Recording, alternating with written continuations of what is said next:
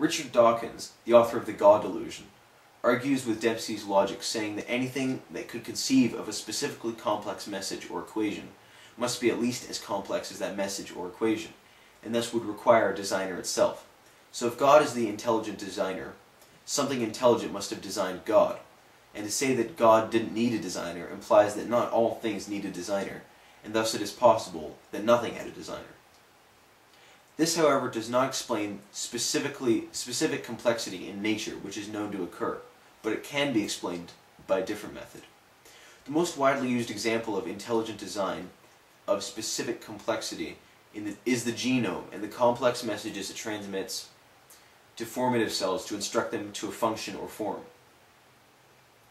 If this message was random, the result would be chaos, and the formative cells would be have only a random chance of being anything capable of even being sustained, and an even less chance of being something useful.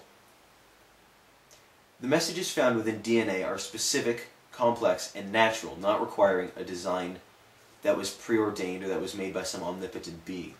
As evolution has shown, not every part of an organism can be perfectly designed and replicated every single time, not with 100% effectiveness and 100% of the time. Because if every offspring of an organism was exactly the same as its parents, there would be no more evolution, and if that organism's environment changed, the organism would die out almost invariably. It would not be able to change or adapt to its environment.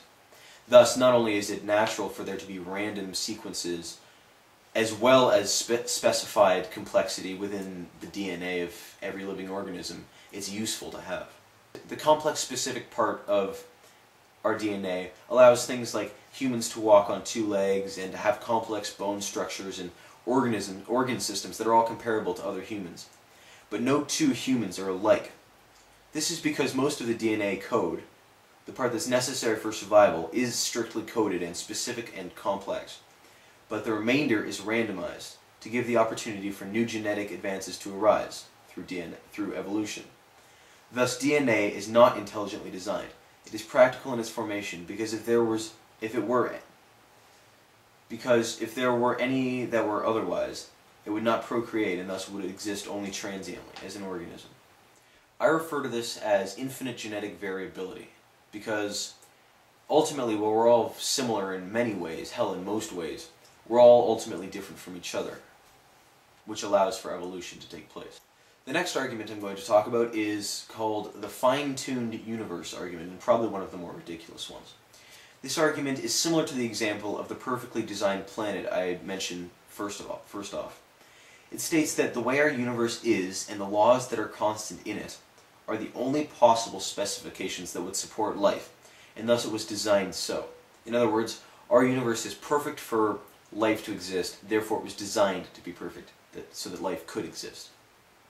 This argument was almost universally refuted by the scientific community, because not only is it impossible to prove that the universe could have been any different, let alone, that no life would arise if it were any different, and perhaps not life as we know it would arise, but we could suppose that a different form of life that could survive in those conditions could arise, but we can't possibly prove that because we have no possible concept as to how we could change the universe or how the universe could be changed to give us an example of this.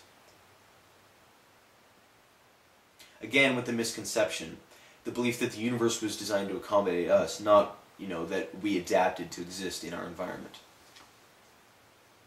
From a standpoint strictly to refute the religious perspective, all theistic beliefs are equal in their necessity for certain allowances that cannot be proven, such as there is an omnipotent being capable of creating anything and everything that resides somewhere we can never explore or observe until we're dead, by which time we are no longer part of this universe and can't possibly use that to any advantage. However, allowances made, even if we assume that there is an omnipotent being to whatever specification, no religious person can say that it is their God that created the universe and no one else's, because anyone can say that and they can still be wrong. It's possible that everyone who is religious is wrong, but it is impossible that every religious person is correct, or that two different beliefs are correct, like even two. Therefore, saying, for example, that the Christian God created the universe, you're inherently saying that every other belief is wrong with no proof that they are, or that you are correct, because any evidence that cannot be disproved that you think is enough to prove the existence of a God can be just as easily used by any other religious belief. And thus, you're all equally wrong, or equally right. None of you can be equally wrong. Like, you can't all be the same in your correctness. If the Hindu gods created the universe, then so be it. If the Christian God created the world and the universe, so be it. But it can't possibly be both. The only transcendent explanations for the universe are the ones that can be observed, proven, and most importantly, reproven. Like, I could say the universe was created because it was done. But we can't reprove that. We can prove it by saying it was done, and we can assume that the universe was created by maybe a law of nature, maybe some aspect of physics we don't know, maybe even by a deity, who knows. But we can't reprove that.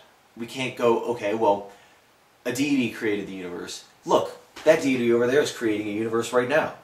Therefore, it happened that way.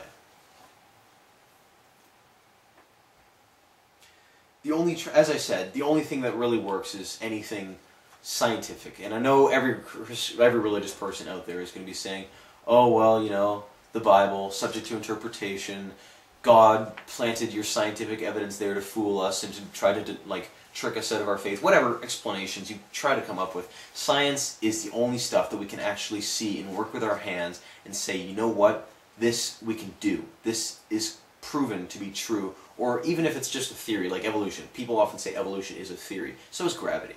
But, I could say, if not gravity, then what's holding us to the ground? But maybe gravity is wrong. Maybe there's some other force that we're not sure of yet, that we're not even aware of, that is holding us to the ground. But the thing is, when gravity is refuted and this theory comes to the public eye, and when evolution is refuted and a different theory takes its place, assuming it's not proven to be fact, it's going to be just as scientific. There's no point in saying, if you're religious, that, there's no point in saying that these theories are wrong, therefore religion is correct. Because when another theory comes up, you guys are just going to say, there we go, evolution was wrong. But you're going to have an even harder to disprove theory to deal with, and it goes on forever. Anyways, moving back to the topic. No theistic or supernatural belief can be reproven, as I said. Please, everyone, I've been looking for a decent argument from a religious person stating that the universe was created by intelligent design or any other deity or religious spiritual belief that has any merit. Please, send me your email, send me your comments, video or text or email, I don't care if you can find my email address, I don't even think it's on there. Really, just tell me what you think. Tell me that what I've just mentioned is wrong and why. Like, don't call me like a cock-sucking asshole or anti-theist or that I'm going to hell, because I know all those things already. But, yeah. No, seriously, please be intellectual about it. I'd appreciate it. No, I'm not just saying, try to prove me wrong. I'm really sincerely asking of everyone who watches this, tell me that I'm wrong and tell me why, because honestly, I've never heard a decent argument to contradict me.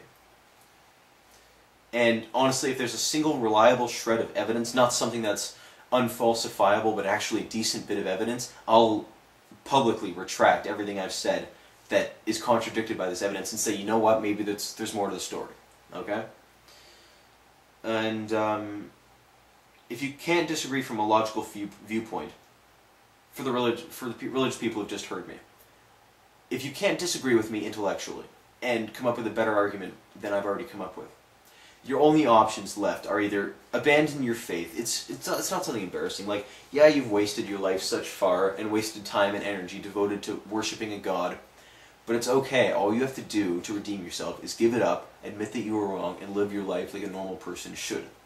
If you choose not to do this and, choose to say well, I've spent however many years worshiping God, might as well not stop now to save face, then the only thing you can really do is plug your ears and chant the la la la thing and pretend like I'm not saying anything that's worth listening to.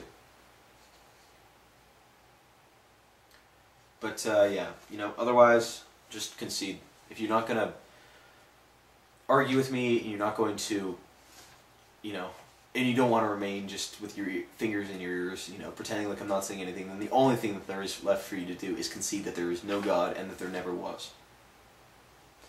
Born in Asphodel Meadow. Peace out.